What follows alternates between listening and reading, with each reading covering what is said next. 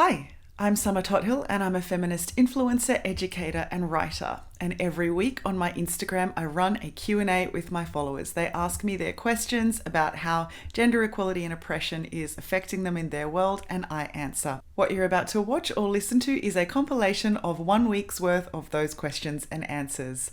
And if you join me on Instagram every week, you can take part in the Q&A, ask your own questions, get your answers, get involved. Together, we can stamp out gender-based oppression and strive towards gender equality.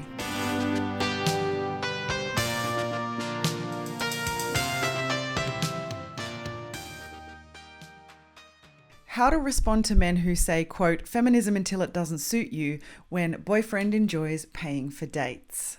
As I often say, there are no gold diggers. There are just women getting revenge on the gender pay gap. So maybe that's what you're doing here. It's okay if you want your man to pay for things for you. Statistically, the likelihood is very high that he not only earns more money, but he also has more money and more assets and will be able to progress much further in his career because it will not be interrupted by him personally carrying and birthing a child and becoming a primary caregiver. He also won't run up against the types of discrimination in the workplace that you will run up against as a woman. And so if that leaves him with more money at the end of the day, then he should be fucking paying more of your expenses. It's also very nice to pay for someone's dinner, and we want our partners to do nice things for us. But in the end, gender equality is actually about equity, and that means that if there are areas where men have to do more, and let's be real, it's most areas, then they should.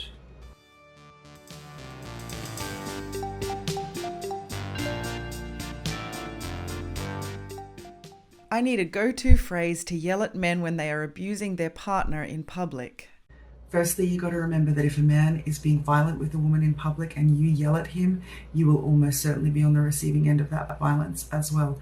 Also, sometimes if a bystander intervenes, that can actually escalate the abuse more, particularly at home, in private. So instead of yelling at a man who's abusing a woman, what you really want to do is offer solidarity in secret and support in secret to that woman. If you can, in some way or another, reach her in that way and reach her in a way where he doesn't notice. Now, if you absolutely must yell at men on the street who are abusing their partners, you should say to them, what you are doing is abuse, and if you continue, I will call the police.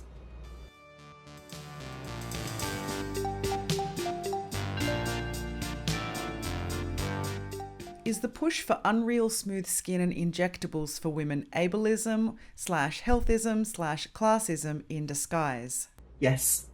We do have to consider that most beauty interventions and beauty standards for women do interact with ableism, healthism, classism, and maybe most crucially, racism.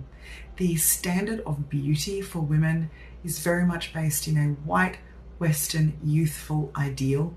These are features that we preference that have come to us through culture, not that there is some sort of biological imperative to preference certain ways of looking. So the obligation for women to be beautiful according to a particular standard can kind of only ever be oppressive, not only to the women who are trying to be beautiful because it takes up a lot of our time and money and distracts us from much more important things, but also because it necessarily oppresses women who could never fit into those standards. So yes, the obligation towards beauty is very complex and oppressive.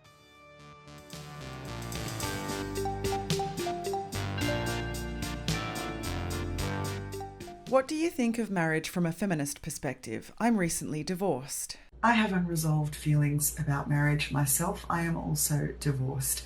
That is the reason why I am so much looking forward to Clementine Ford's upcoming book, I Don't, which is a case against marriage, which unpacks thoroughly the history of marriage and its function in society and its function as a tool of oppression towards women. One thing I will say before I've even been able to read that book is that it is not just marriage that we have to be wary of as women. It is any kind of domestic cohabiting partnership with cisgendered men. That is the problem, not necessarily marriage in and of itself, because today you can be in a domestic cohabitating relationship with a man and have many of the same legal obligations and protections of marriage. We probably need to think more critically about the kinds of relationships, romantic and domestic relationships, we're having with men in general.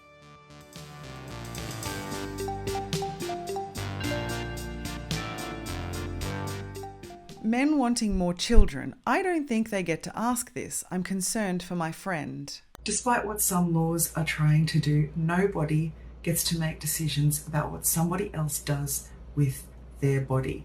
Even if you think you are participating in something shared like a family, if you are not the person who is going to carry, birth, and recover from carrying a child, you do not get to request, coerce, or demand someone else do that. It does happen, of course, because of the gendered power dynamic that we have set up between men and women, where men get to have all the power. They also do a lot of coercing and behave with quite a significant amount of entitlement. But at the end of the day, if that man is not going to be having that child, he does not get to demand that someone else do it for him. And yes, it is a red flag. Oh, and if he coerces her into it successfully, that is abusive.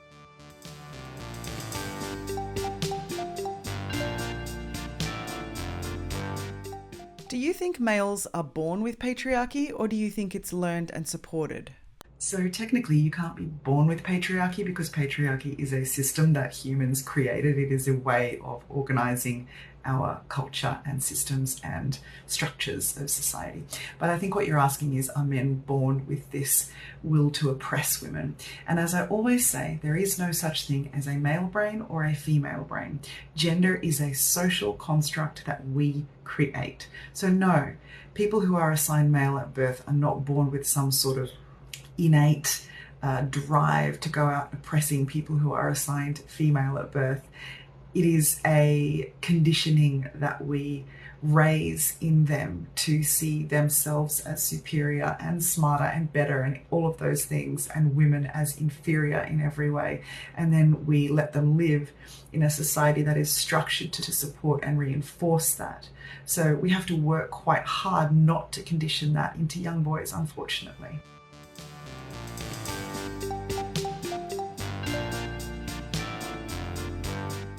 Somebody told me that books about feelings is, quote, women's subjects.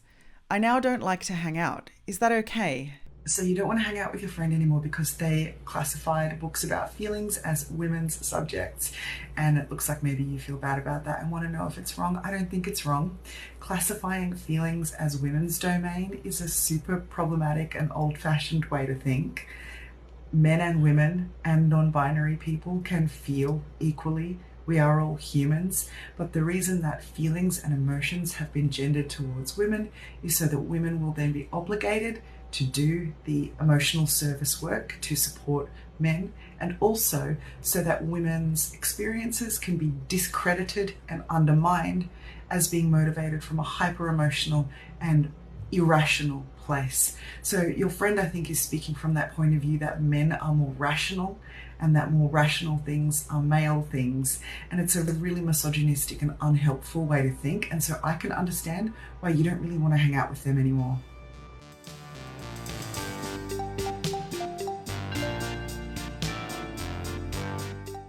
And I'm going to leave it there for today. Thanks again for your questions. It was really hard to choose them this time because there were so many and they were so interesting as well.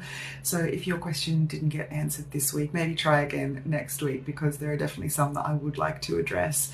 I'm just putting my donate link here as usual. As I always say, women should be compensated for their work. Hell, they should be compensated more than men are, because, you know, we're just better at everything. And also, this is work for me.